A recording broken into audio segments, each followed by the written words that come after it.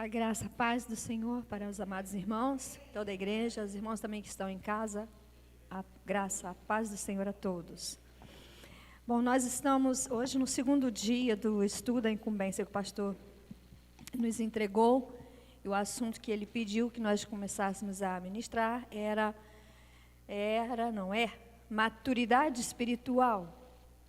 E o texto de Efésios 4, de 11 a 15. Esse texto que a gente está abordando ele desde semana passada. Nós vamos reler o texto hoje, para a gente lembrar o texto e a gente continuar o nosso assunto. Eu me recordo que a gente parou no slide 17.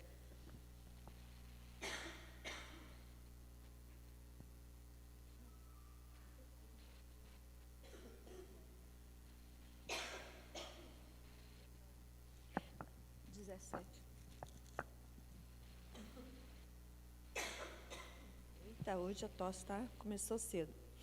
Vamos ver 4, 11, né, que eu falei?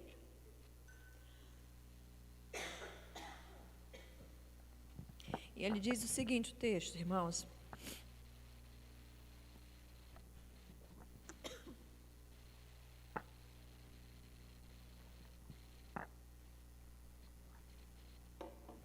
Diz o seguinte: e ele mesmo concedeu uns para apóstolos, outros para profetas, outros para evangelistas e outros para pastores e mestres, com vistas ao aperfeiçoamento dos santos, para o desempenho do seu serviço, para a edificação do corpo de Cristo, até que todos cheguemos à unidade da fé e do pleno conhecimento do Filho de Deus e à perfeita varonilidade, à medida da estatura da plenitude de Cristo, para que não mais sejamos como meninos agitados de um lado para o outro e levados ao redor por todo vento de doutrina,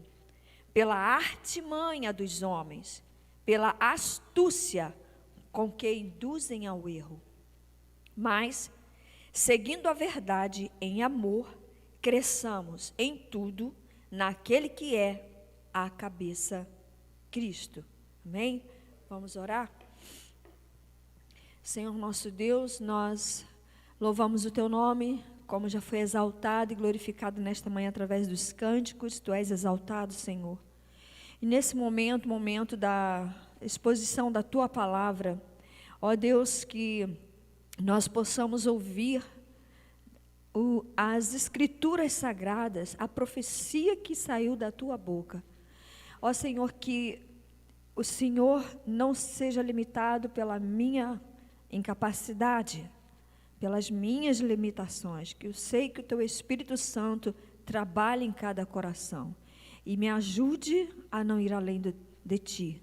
Senhor, em nome de Jesus, contempla cada um dos irmãos que estão ouvindo a Tua palavra nesse momento, que o Teu Espírito Santo trate com cada um de nós, comigo que falo e com os outros que ouvem, Senhor. Que o Teu Espírito Santo seja sobre nós. Nos ajuda, em nome de Jesus, a alcançar o objetivo que essa palavra se propõe a trazer aos nossos corações.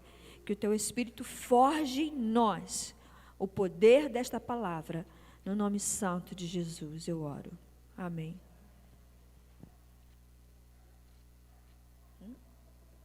Copo d'água está aqui. Irmãos,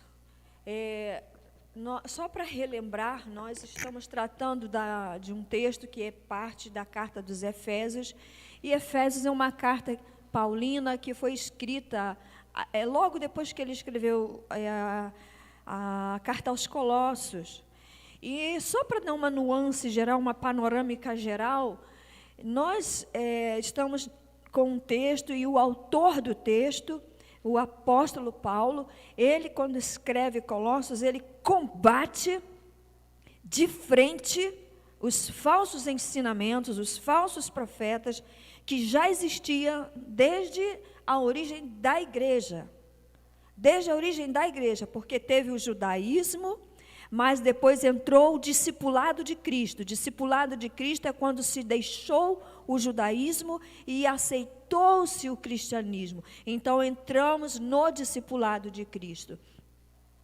O apóstolo, naquela ocasião, combatia duas doutrinas que até hoje, coitado, se ele estivesse presente hoje aqui, ele ia falar, gente, que sofrimento, eu combato isso desde o início, o primeiro século, que é o gnosticismo dentro do Evangelho e o judaísmo dentro do Evangelho.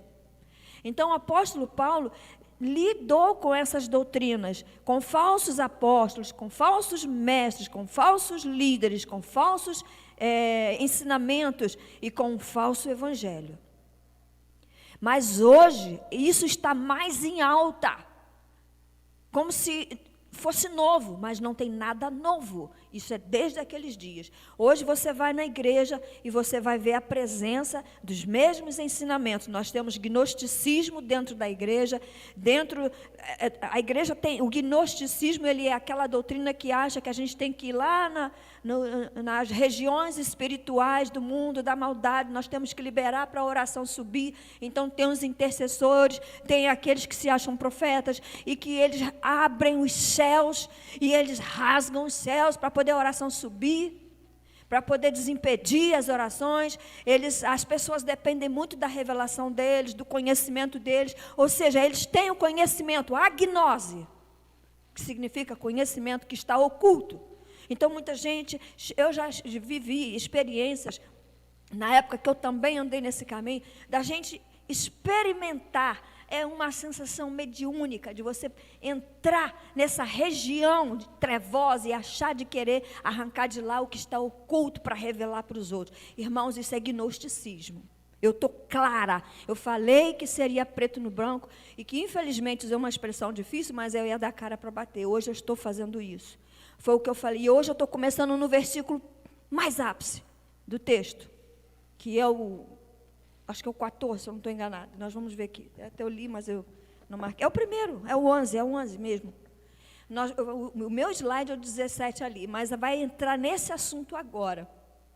E o judaísmo, a igreja está judaizante, está judaizada. Hoje, se você fala graça, paz, irmãos, e o outro fala toda rabá, shalom, é mais espiritual. Se eu falo em nome de Jesus, o outro chega e fala Yeshua, HaMashiach, é mais espiritual.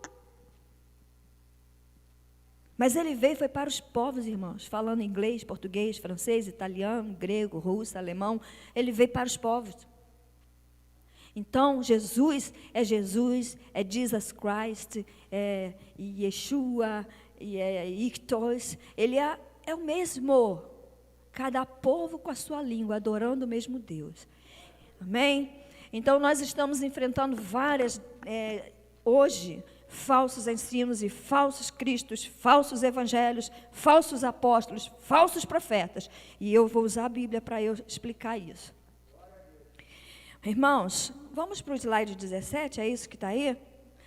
A gente está falando de maturidade espiritual e nós usamos a palavra grega que era teleios, significava maturidade, ser crente maduro, e nós estamos falando desde a semana passada sobre isso, quando vier o que é perfeito, né? Porque nós temos uma realidade do judaísmo, mas agora chegou o evangelho, chegou o cristianismo, porque chegou Cristo e o reino, entendeu? Quando Nabucodonosor, ele teve aquele sonho da estátua, no final do sonho tinha uma pedra que chegava e derrubava aquela estrutura. E a pedra, irmãos, a rocha dos séculos, o nome dela é Cristo. Ela derrubou aquela estrutura do passado, porque agora chegou o mais excelente, o perfeito, que é Cristo e o reino de Deus, que se expande por toda a terra. Então nós precisamos ser esses crentes teleios, que são maduros no entendimento, simples na malícia, mas maduros no entendimento, como disse o texto que a gente leu semana passada. Então, nós estamos entrando nesse momento quando Cristo, que Ele falou, Ele desceu às partes mais baixas da terra, ou seja, Ele veio a este mundo, Ele se fez homem. As partes mais baixas da terra é quando Ele se vestiu de humanidade. Eu e você somos inferiores, mas Cristo, o eterno Deus, se fez homem.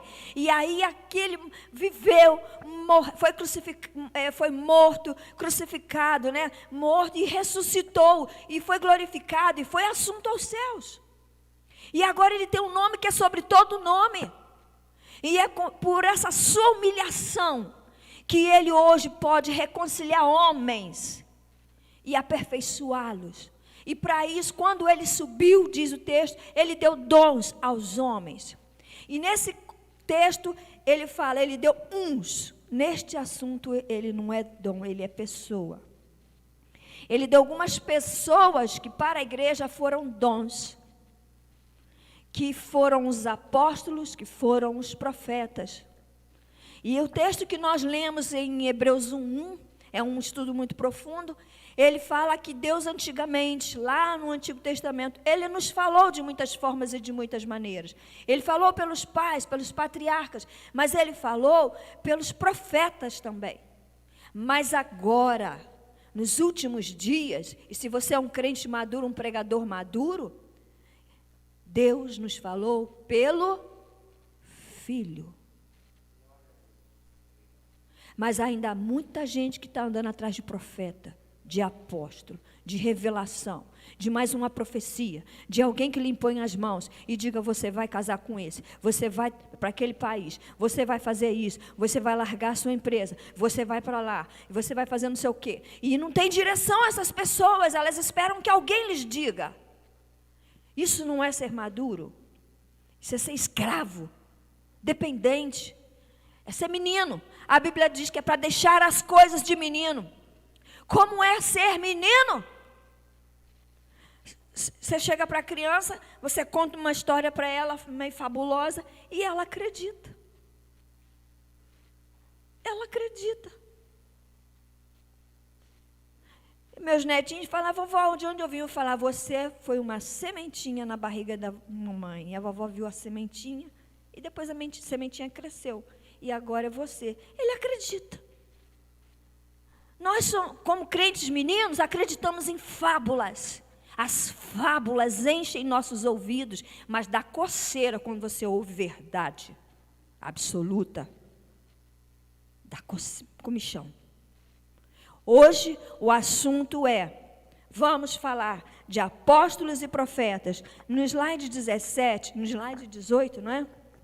Diz o seguinte: Ele mesmo deu uns para apóstolos e outros para profetas, outros para evangelistas, outros para pastores e doutores, mestres, né? E a pergunta que se faz é essa: basicamente, biblicamente, existe sucessão apostólica? A igreja romana diz que uma igreja só é igreja se existir sucessão apostólica. Mas o pior é que a evangélica também está assim. A evangélica também está assim. Isso é que é mais grave. Eu ouvi isso, tá? No período que eu estava estudando o texto. Mas se tem apóstolos, se tem pastores e tem mestres no mesmo texto e eles estão aí presentes, por que então não tem apóstolos? Por que não tem profetas, evangelistas? Só dois. Ele que dizia, tá, gente? Sou eu que estou falando. Irmãos, é um argumento ralo, tosco. Porque Bíblia se debate com Bíblia, porque a Bíblia esclarece a Bíblia interpreta a Bíblia. É um texto que explica o outro.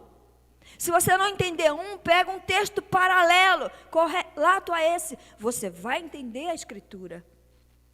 Porque o Espírito Santo falou que nós, quando recebêssemos, Deus falou, quando recebêssemos o Espírito, foi Jesus que falou isso. Ninguém ia precisar de professor, todos seriam esclarecidos. A palavra está aqui, mas vamos começar em Apocalipse 21:14. Vamos ler. Eu gosto que os irmãos participem, mas eu vou ter que ler por causa do microfone, tá? Porque as pessoas que estão em casa gostam de ouvir o que está sendo dito. Então, no versículo 21:14, diz o seguinte, olha esse texto, irmãos. Olha esse texto. Estamos falando da Nova Jerusalém, já não é mais aqui, Jerusalém terrestre, Jerusalém celestial. Olha o que está escrito na Nova Jerusalém. A muralha da cidade tinha 12 fundamentos, e estavam sobre estes os 12 nomes. De quem? Dos 12 apóstolos do Cordeiro. Mas no mundo tem milhares, milhões de apóstolos por aí. Mas só tem 12 lá. Tá? Então a gente começa a ver como que nós, irmãos, esse assunto não é difícil. Eu quero falar em alto e bom som. Esse assunto não é difícil de entender. É difícil de aceitar. Sabe por que é difícil de aceitar? É fácil de entender e difícil de aceitar porque mexe com as nossas paixões, com as nossas coisas queridinhas. E aí você prega a verdade, mas ele é tão apaixonado por ele mesmo que ele larga a verdade e fica com a sua paixão. Falar que Deus nos elegeu e por graça nos salvou, não é difícil de entender. Mas é difícil de aceitar, porque eu quero ter participação. Não, foi porque eu mereci. É difícil de aceitar. Tem muita paixão humana envolvida do meu coração. Esse assunto não é difícil de entender. Os apóstolos, que na história bíblica, aqui nesse mundo foram os 12, mas a gente sabe que teve Judas, que também foi debaixo de oração que Jesus escolheu, porque as profecias do Velho Testamento anunciavam que ele seria traído por alguém próximo, do peito, amigo do peito. Ele seria traído, então se cumpriu. O filho da perdição se cumpriu. As profecias anunciavam isso. E teve depois também Paulo. Todos conhecem a história de Paulo no caminho de Damasco. Então, esses foram os que a Bíblia anunciou. Eles foram chamados direto por Cristo. O seu chamamento ao apostolado foi feito pela boca de Jesus Cristo vivo. E esses apóstolos foram nomeados por ele, diretamente por ele. Ele falava lá, vem, vem. E eles largavam o que tinham e iam.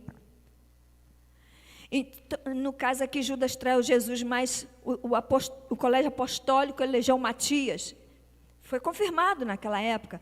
Testemunhas da ressurreição, eles foram testemunhas da ressurreição de Cristo. Os apóstolos de hoje que leem isso aqui, ele fala, essa irmãzinha não está com nada. Mas eu vim aqui para receber, eu sei que vou receber. Mas, irmãos, a palavra é clara. Eles foram testemunhas do Cristo ressurreto, viram. Embora não foram os únicos que viram, a Bíblia fala que quando Jesus ressuscitou, mais de 500 pessoas o viram. Mas os apóstolos, eles tinham essa credencial ao seu apostolado. Eles viram o Senhor ressurreto. Eles foram os que colocaram, isso para mim aqui é tudo, eles colocaram o fundamento da igreja. A igreja vinha do judaísmo, a igreja enfrentava as correntes filosóficas gregas, a igreja enfrentava o gnosticismo, o asceticismo, todo tipo de filosofia de religião sincrética, a adoração da Diana, dos Efésios, de Artemis em outros países. A gente tinha todo tipo de crença envolvendo os cristãos e a força da perseguição romana, forçando essas pessoas a abandonarem a Jesus Cristo e voltarem para a sua religião, porque o judaísmo era aceito. Mas o cristianismo não. Tem uns da seita de Crestos, que era como se falava errando. Até a Bíblia anuncia isso. Mas eles foram os que colocaram a fé de Cristo Jesus, escreveram os fundamentos do cristianismo. Apóstolos foram aqueles que receberam poderes extraordinários para ressuscitar mortos, para curar cegos, enfermos, de tal forma que era notório, até quando eles passavam, a sombra deles curava as pessoas. Gente, isso foi um dom maravilhoso que Deus quer falar, não é maravilhoso como a gente entende? ai, que lindo, maravilhoso. Não, a maravilha, aquela coisa espetaculosa que eu não sei traduzir, é o maravilhoso do dom, foi dado a eles para confirmação de que não eram homens comuns, eram os apóstolos do Cordeiro, escolhido assim, ó, vem. Jesus em pessoa fez isso com eles. E eles colocaram o fundamento da igreja. Sobre esse fundamento que está aqui, a nossa Bíblia, os cristãos, a igreja, o corpo de Cristo, deve andar sobre isto, deve perseverar sobre isto. Mas nós não queremos mais, irmãos. Eu assisti pela televisão um pastor falando, eu não quero saber de revelação escrita, papel. Eu quero assim, ó, tocar, eu quero pegar aqui. Isso, gente, eu vou dar um nome bem claro. Isso é misticismo. E isso aqui, irmãos, não é bruxaria não, isso não é feitiçaria não, isso é Bíblia. É a palavra dos apóstolos e dos profetas, sobre os quais nós temos que perseverar, sobre a qual nós temos que perseverar. É o fundamento. Mas eu ando por revelações extrabíblicas. E se você fala o que eu estou falando aqui, se você aí sair para falar sobre isso, o pessoal vai dizer que você é incrédulo, não tem experiência nenhuma com o poder de Deus. Nenhuma. Porque você é incrédulo, não acredita. Ah, você não acredita em nada, eu acredito. Viva o poder de Deus. Irmãos, a palavra de Deus fala em Romanos 1,19 que eu não me envergonho do Evangelho de Jesus Cristo, porque Ele é o quê? Poder. É o poder de Deus. Não tem maior poder do que esse. Mas a gente quer poder. Quer que saia foguinho aqui, quer que, sei lá, aparece uma imagem aqui, que eu veja lá do outro lado, através da parede. Isso, gente, isso não é evangelho. Não é bom a gente ficar dando nome, não. Mas isso não é evangelho. E a palavra de Deus nos fala para a gente chegar à perfeita varonilidade de Cristo. Se é para chegar à perfeita varonilidade de Cristo, irmãos, tem que largar essas meninices. Tem que largar essas meninices, mas é como eu falei, não é difícil entender, difícil aceitar, porque confronta a minha paixão, confronta o meu eu, os meus apegos, os meus afetos desse mundo. Sabe, receberam eles poderes sim, que muita gente quer reproduzir hoje. Aí aconteceu aqui em Paraty, o menino morreu, conhecido da cidade, eu estava indo para lá nesse dia, e no velório apareceu lá um desses poderosos, e falou, Deus vai ressuscitar morto hoje aqui. Começou a gritar o nome do menino e chamar, e parou o velório, chamou. E o menino não levantou, gente. A família ficou machucada, sofrida. Todo mundo assustado. Depois ele se retirou, foi para uma salinha tomar café, junto dos outros que velavam aquele corpo, que tiveram que sepultar aquele corpo. Aí, você chega e fala contra essas coisas, denuncia, porque uma pessoa dessa tinha que ser denunciada, irmãos. Tinha que ser denunciada. Mas os próprios crentes dizem, não, você não tem fé. E sabe por que não aconteceu? Porque vocês não acreditaram, porque se acreditassem, levantava. Como se profecia mesmo verdadeira fosse condicional ao meu querer ou não. Gente, profecia, ela vem da boca de Deus. E o que sai da palavra é a boca de Deus, e a palavra de Deus, ela se cumpre. Ele não mente. Ele não se engana. E a última coisa ali, seus nomes estarão lá, nos 12 portais da Jerusalém Celestial. Gente, 12 do passado, do velho, 12 do novo. E a gente quer botar mais trilhões ali juntos. Não vai. Não tem lugar para isso. Amém? Passando adiante. É fácil de entender, irmãos. Difícil é aceitar. Porque vai contra meu eu. Agora nós vamos ver lá. Os apóstolos colocaram o fundamento da igreja, que eu já expliquei. Está aqui o fundamento, gente. Você quer ter poder de Deus? Anda nesse fundamento. Quer ser uma igreja poderosa, madura? Anda nesse fundamento. Prega isso, gente. Voltemos ao Evangelho.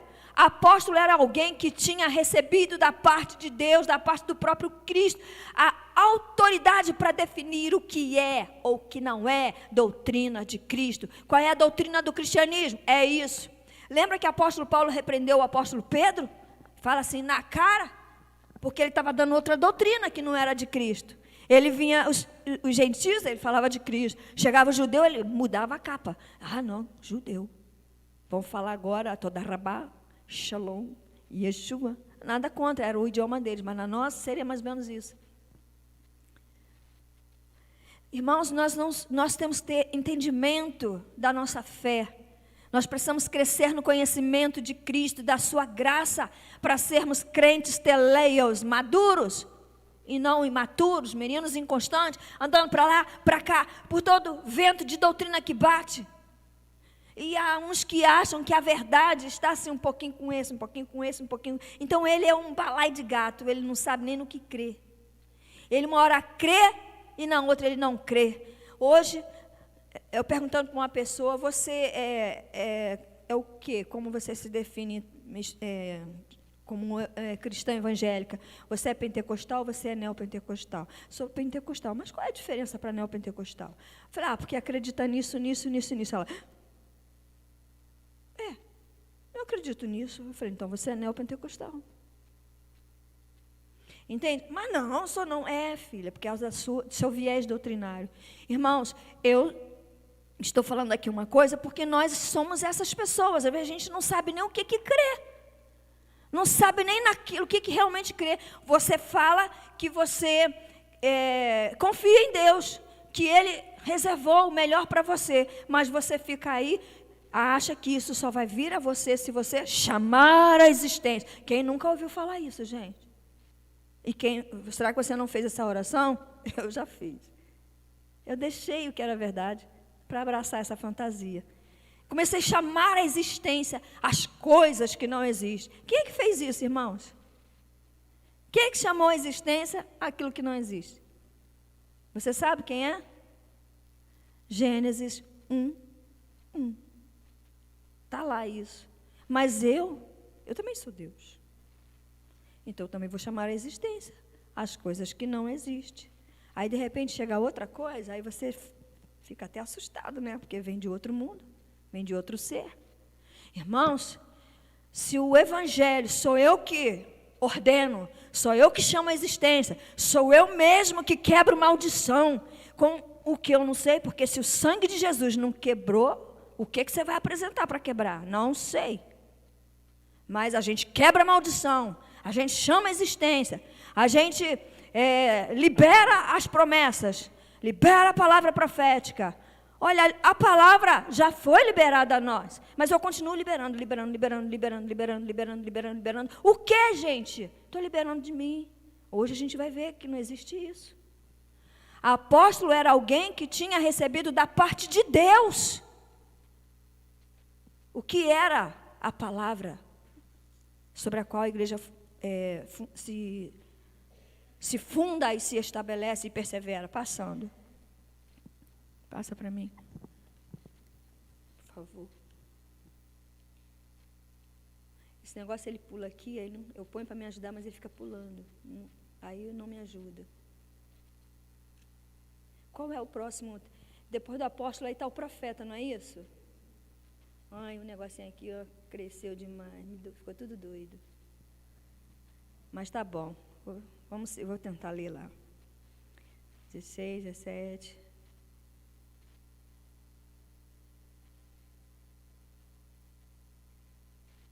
Acho que entrou, chegou, finalmente. Obrigada. Isso aqui é minha universitária que me ajuda em tudo, gente. Deu errado, eu grito por ela. Tudo é ela. É isso mesmo, né? Então, agora, profeta.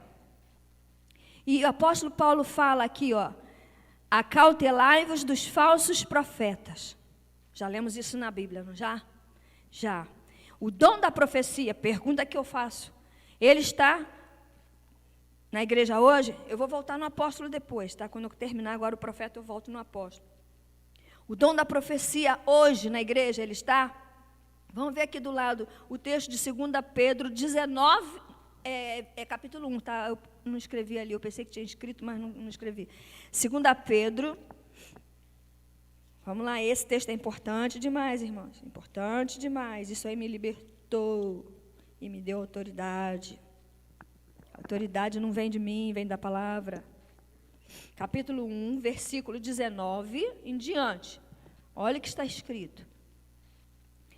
Temos assim, amém? Os irmãos chegaram aí? Desculpa aí, eu estou lendo rápido aqui. 2 Pedro, os irmãos em casa, por favor, confira aí na sua Bíblia. Confere, não fica ouvindo só os outros. A palavra de Deus está nos chamando à maturidade espiritual. Abra a sua Bíblia, confira aí. Leia, isso é importante, não é minha palavra, é a palavra de Deus. Se eu falar aqui, você pode jogar tudo fora, mas isso aqui tem que ficar. Entendeu? Então, está aqui no capítulo 1, versículo 19. Temos assim, tanto mais confirmada, a palavra profética, e fazeis bem em atendê-la, como a uma candeia que brilha em lugar tenebroso ou trevoso, né? Cheio de trevas, até que o dia clareie e a estrela da alva nasça em vosso coração. Jesus é a estrela da alva. Sabendo, primeiramente, isto, 2 pontos, que nenhuma profecia da Escritura provém de particular elucidação ou interpretação, a imaginação da gente.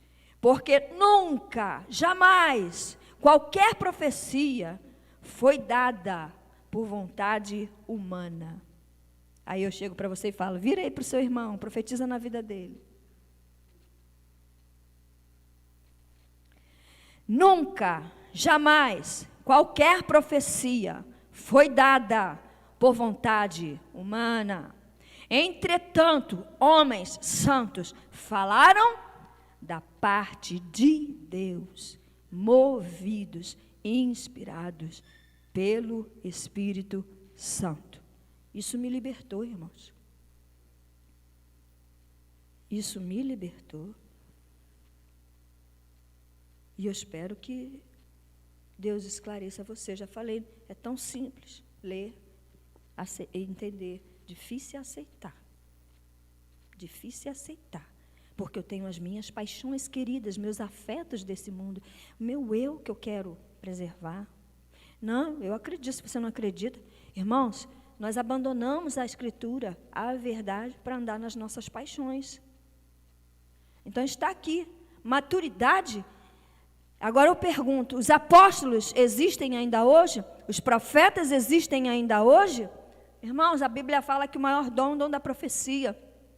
Porque a profecia é anunciar a mensagem que o Deus mesmo falou. O que é de Deus tem que se cumprir, a palavra. E o apostolado? Irmãos, a nossa igreja, a igreja evangélica, a igreja cristã de Cristo, o corpo de Cristo, que é a igreja verdadeira, ela é apostólica. E ela é católica, porque a catolicidade da igreja é a sua universalidade. Ela está espalhada em toda a terra. Isso é ser católica. É ser a universal igreja de Cristo espalhada na face da terra. Não essa igreja universal. E nem a igreja católica que a gente conhece. Mas a catolicidade da igreja é a sua universal. E a apostólica que ela é porque ela está fundamentada nos fundamentos dos apóstolos. Eles estão entre nós hoje por meio daquilo que eles disseram e que eles deixaram escrito, registrado. A igreja é que tem a autoridade apostólica. A igreja de Cristo está com esta autoridade na terra. É a comunidade onde o poder de Deus se manifesta para reconciliar homens. Não na palavra de um homem, mas na palavra dos apóstolos. E quando andamos nisso, irmãos, estamos caminhando para a perfeita varonilidade de Cristo. E o profeta, o profetismo bíblico do passado encerrou porque o que é mais perfeito chegou, é o cristianismo. E ainda nós temos o já e ainda temos um ainda não. Porque Jesus Cristo voltará e então iremos para Nova Jerusalém. Ali não tem mais nada para ajeitar, está tudo perfeito. Seremos glorificados, semelhantes a Cristo. Mas a profecia está na igreja à medida que a profecia é anunciada. A profecia, a palavra que saiu da boca de Deus, é anunciada, é proclamada. E então quando você anuncia isso, irmãos, é claro que o dom profético se manifesta na vida da igreja e até mesmo em nossos relacionamentos pessoais. Quando eu tenho a palavra de Deus, quando eu tenho a palavra de poder, quando eu tenho a palavra profética, essa é a palavra profética. Eu insisto nisso, porque senão eu fico aí, da minha elucidação particular, da minha interpretação, da minha imaginação. Eu crio coisas, entrego para as pessoas e aquela pessoa, menina, vai acreditar nas fábulas e vai sair por aí estragando a vida de todo mundo. Muita gente desmancha casamento porque uma irmãzinha lá revelou que o marido dela era aquele, ou a esposa daquele era aquela. Outros largam seus empregos porque diz que Deus tem uma coisa importante para você lá na outra cidade. Irmão, nós espiritualizamos tantas coisas. É uma fantasia, é um misticismo, é uma devoção sincrética. Bota um anjo aqui, um arcanjo, o outro um arcanjo aqui, e mais um lá na porta da igreja. Irmãos, Hebreus 1, ele fala que Jesus é superior aos anjos, ele enche tudo em todos. Eu preciso de adoração de anjos, de culto de anjos? Isso é culto de demônios. Que a Bíblia fala, não podemos ficar andando atrás dessas coisas. Cristo é tudo em todos. Ele enche a igreja. Passando, embora toda a profecia jamais veio de mente nenhuma humana, os santos profetas, eles falaram diretamente da parte de Deus. Irmãos, eles morriam por causa da palavra de Deus. Eles eram perseguidos por causa da palavra de Deus, porque não era deles. Se dependesse deles, eles nem iam falar nada. Mas eles tinham uma palavra, e essa palavra era de Deus. A igreja, porém, ela recebeu de Cristo o ministério profético, a genuína profecia, que é a palavra que procede da boca de Deus, e ela deve ser anunciada aos homens. Irmãos, enquanto a Bíblia estava sendo escrita, existiu profeta. Pessoa mesmo, falando da parte de Deus. Enquanto a Bíblia estava sendo escrita.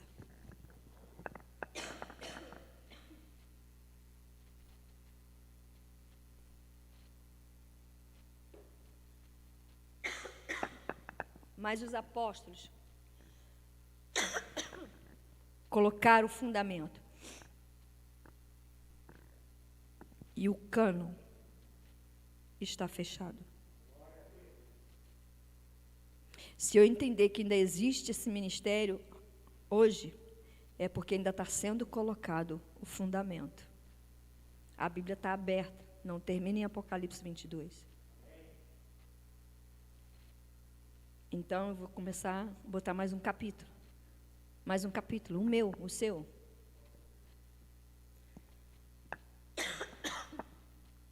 O cânon está fechado. Passando, irmãos.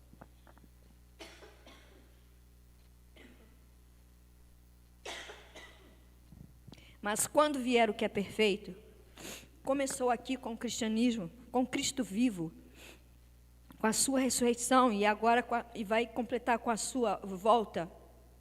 Esse é o já e o ainda não. Então, nós temos aqui uma realidade presente e também uma realidade escatológica. Ide, pregai o evangelho, realidade presente, até a consumação dos séculos, realidade escatológica. Jesus está vindo.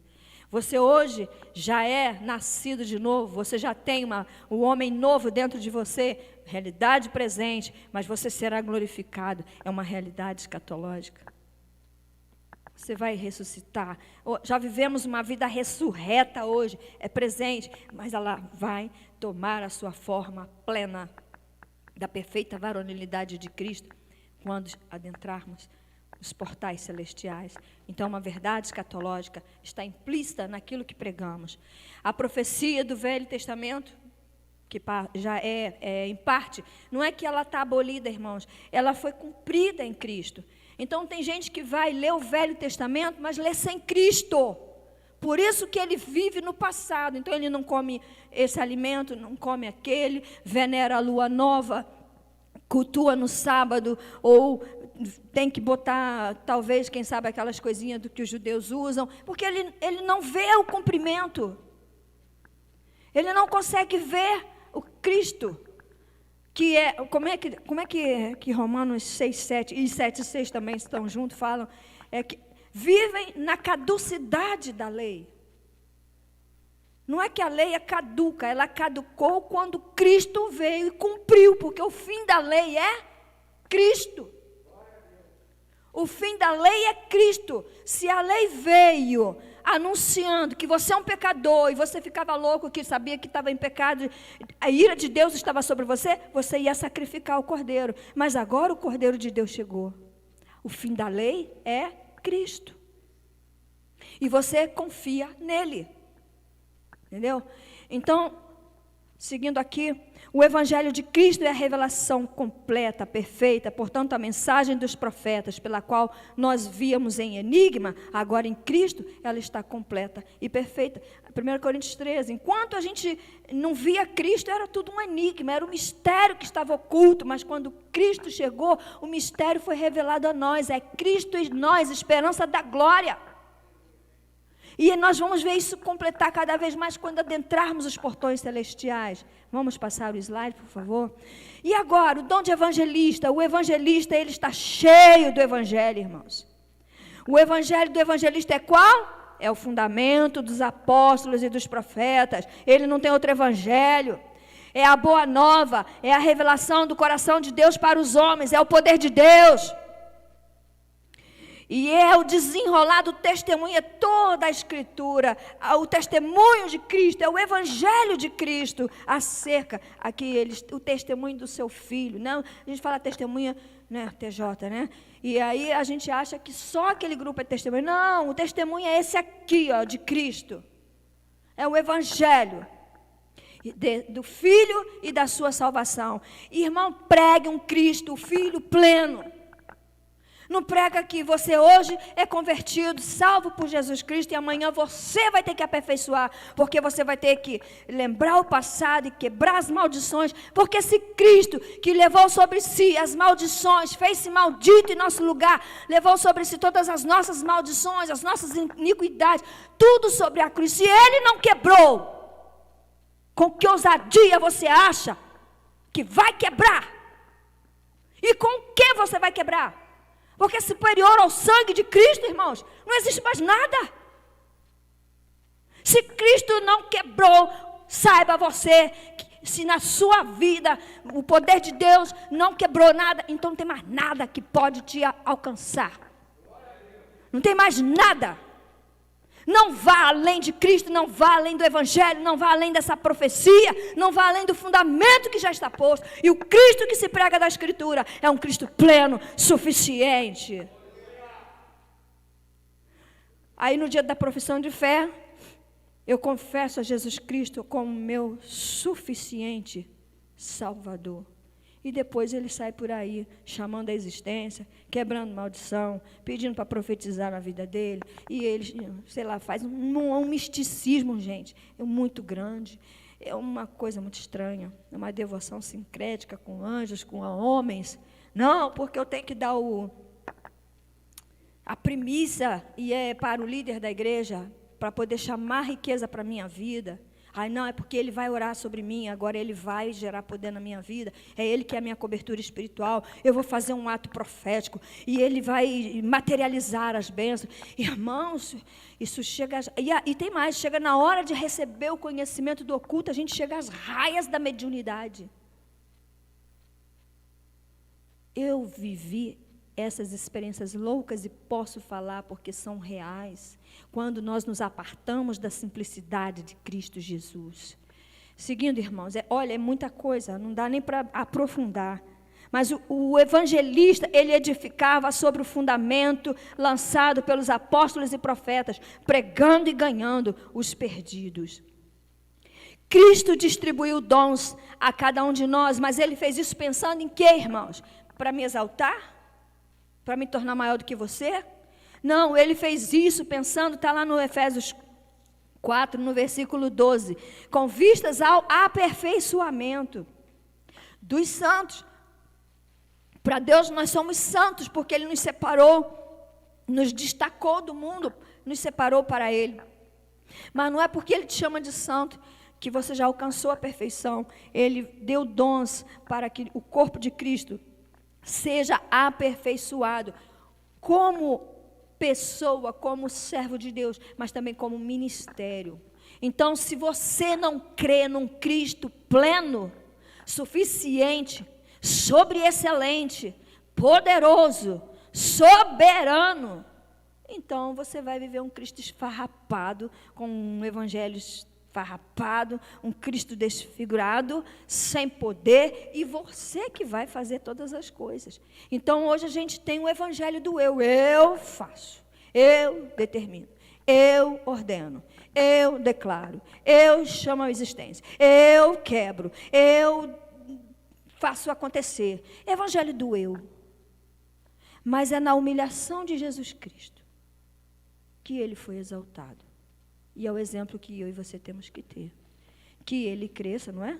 E que diminua eu. Mas é difícil diminuir o nosso eu. Eu não estou falando de você, eu falo de mim. Eu sou, a minha carne é igual à sua. Então, é difícil diminuir o nosso eu. Passando. Paulo cita 5 dons, já falamos, né? Foram pessoas que Deus deu, mas agora nós estamos indo para a outra parte, né? Os portadores dos dons hoje, do apostólico e do profeta, está hoje sobre os evangelistas, os pastores e os mestres. Sabe por quê, irmãos? Sabe por que está sobre os evangelistas, os pastores e os mestres? Porque o apóstolo e o profeta, eles tinham uma palavra que não era deles. Era direto de Deus para eles. Inspiração divina. Receberam autoridade para escrever Bíblia. Definir o cristianismo. Isso é cristianismo. Isso aí é judaísmo. Isso aí é gnosticismo. Isso aí é sei lá o que é doutrina de Roma, de outros países deuses.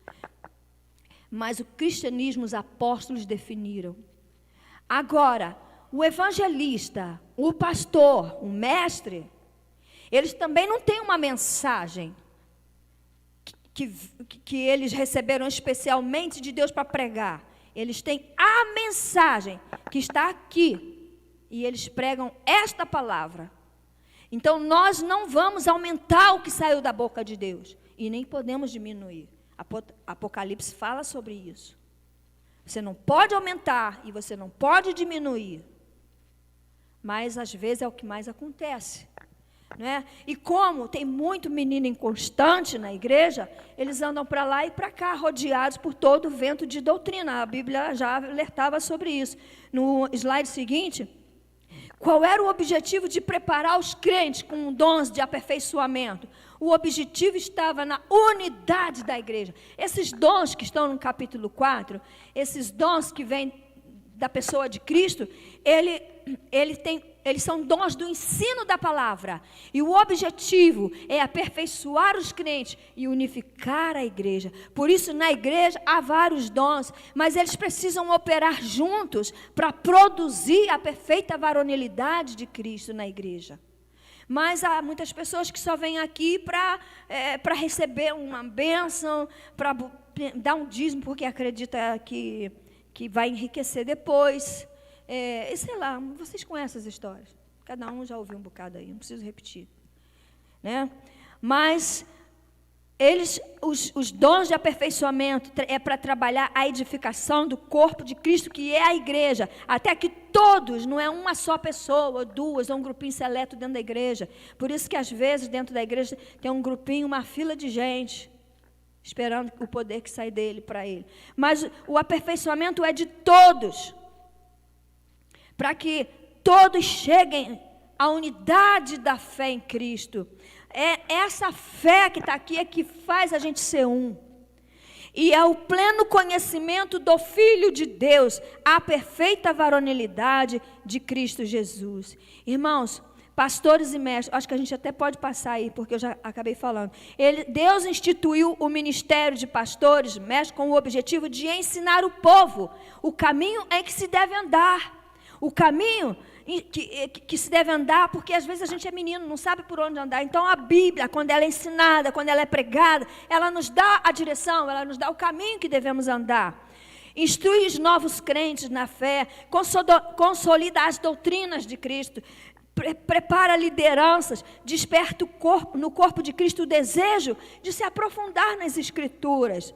A palavra de Deus é o grande instrumento divino para a edificação da igreja, para o amadurecimento da igreja, do crente e da igreja, dos ministérios. É a palavra de Deus, irmãos. Preguemos a palavra. O ministério de mestre, quem é mestre prega o filho, porque hoje Deus fala pelo filho, um filho pleno, seguindo aí. O ministério mestral também é uma sentinela, visto que ele zela pelos princípios de Deus.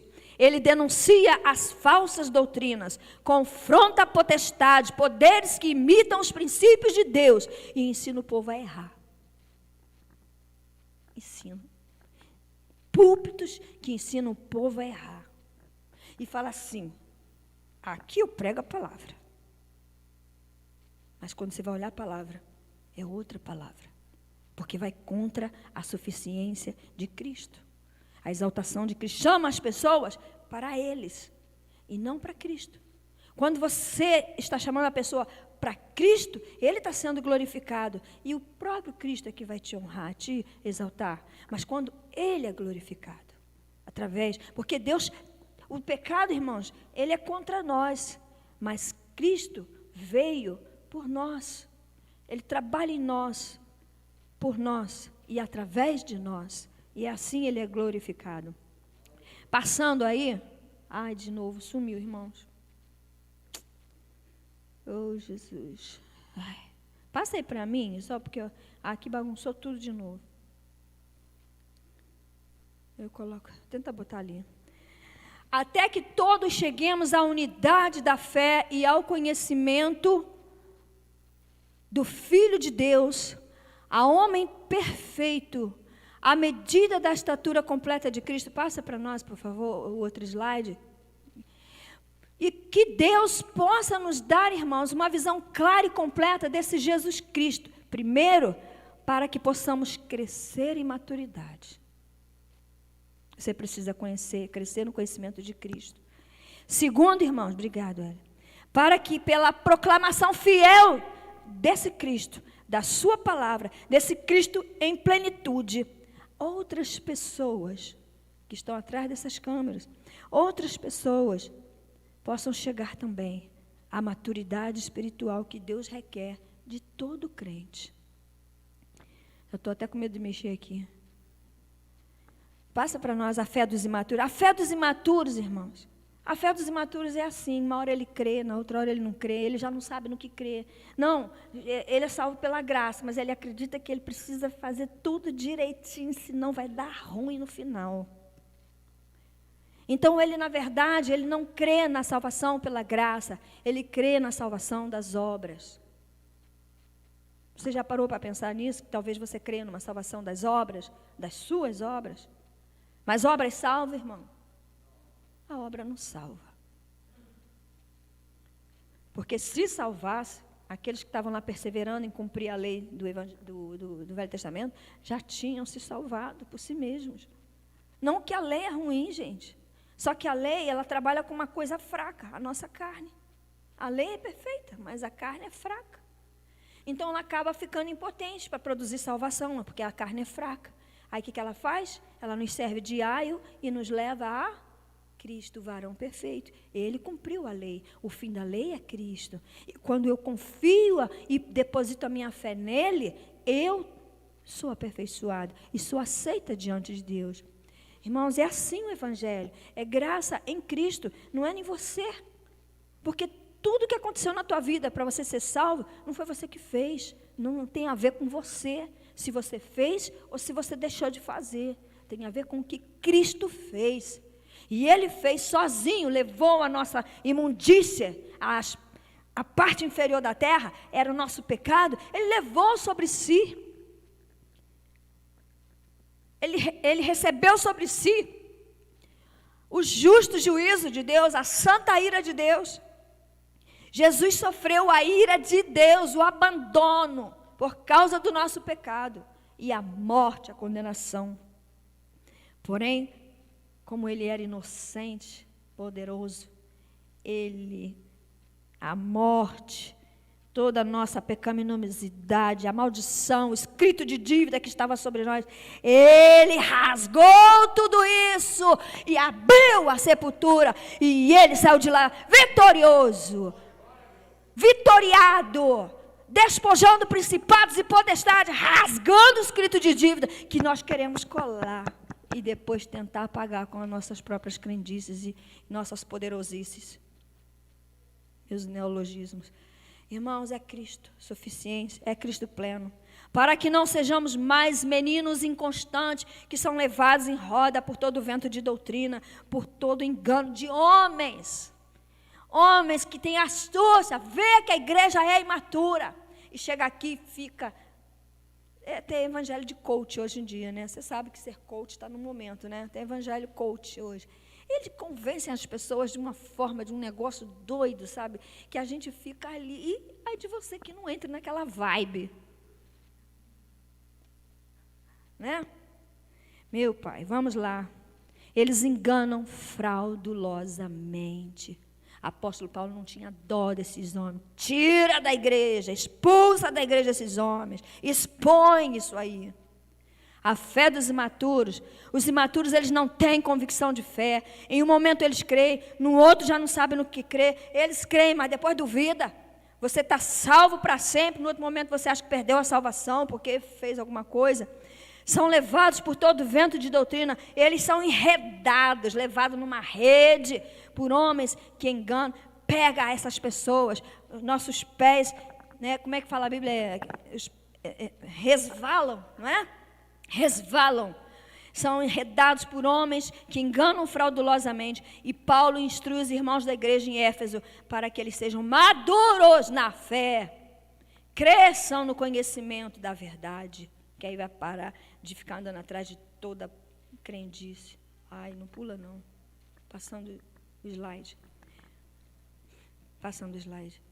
deixemos as coisas de menino, irmão, porque quando eu era menino, eu falava como menino, eu sentia como menino, discorria como menino, mas logo que eu cheguei a ser homem, eu acabei com as coisas de menino. Eu espero que essa palavra, a escritura, não estou falando a minha, essa escritura, hoje possa te ajudar a acabar com as coisas de menino, na sua fé e na sua vida espiritual. A finalidade de alcançarmos o caráter perfeito de Cristo Jesus é o nosso amadurecimento, para que não sejamos enganados pelos falsos mestres, por aqueles lobos devoradores que se disfarçam de ovelhas e para o meio da igreja. João 14, João 10, que fala que Jesus é o bom pastor, mas tem um mercenário, tem lobo devorador, não é? Mas ali a discussão não é sobre a aparência deles, a discussão é o discurso deles. Você pode olhar o texto, depois leia com calma, que é a palavra que estava sendo pregada. Chega, entra pela janela, anuncia alguma coisa para a igreja. Hoje nós estamos enfrentando a questão da ideologia de gênero, do aborto, o empoderamento das mulheres, que é necessário, mas se tornou puro feminismo. Porque o machismo, irmãos, e o feminismo, eles são a mesma moeda, lados opostos da mesma moeda, é uma destruição da imagem de Deus. Porque o homem, quando ele é machista, ele deixa de exercer o papel que Deus deu para ele. E a mulher, quando ela é feminista, ela também deixa. Aí fica assim, os homens viraram mulheres e as mulheres viraram homens. E homem se relaciona com homem, mulher se relaciona com mulher, e dizem que isso é um namoro que mudou. Todas as formas de amor são legítimas. A Bíblia condena, e fala que vai levar sobre si o peso da sua iniquidade. E são dignos de morte, diz a palavra de Deus. Não só o que tais coisas praticam, Romanos 1, mas também os que concordam com elas. Tá? Dignos de morte são os que tais coisas praticam, mas também não somente os que praticam, os que concordam com ela. A igreja está sendo exprimida, esses lobos devoradores estão entrando e colocando isso dentro da igreja. E a gente fica quietinho, querendo passar por moderno. Não, eu sou atual. Estou na vibe. Não. Irmãos, evangelho de coach, tanta coisa que acontece por aí. Saiamos dessa coisa. Vamos para a palavra. Não mexamos no evangelho. Arce Sproul diz isso. Não mexam no evangelho. Ele é de Deus. Ele não é seu. Ele não é meu. Ele é de Deus. Não mexa no evangelho. Pregue o evangelho. Passando. Passa para mim que aqui já voa de novo.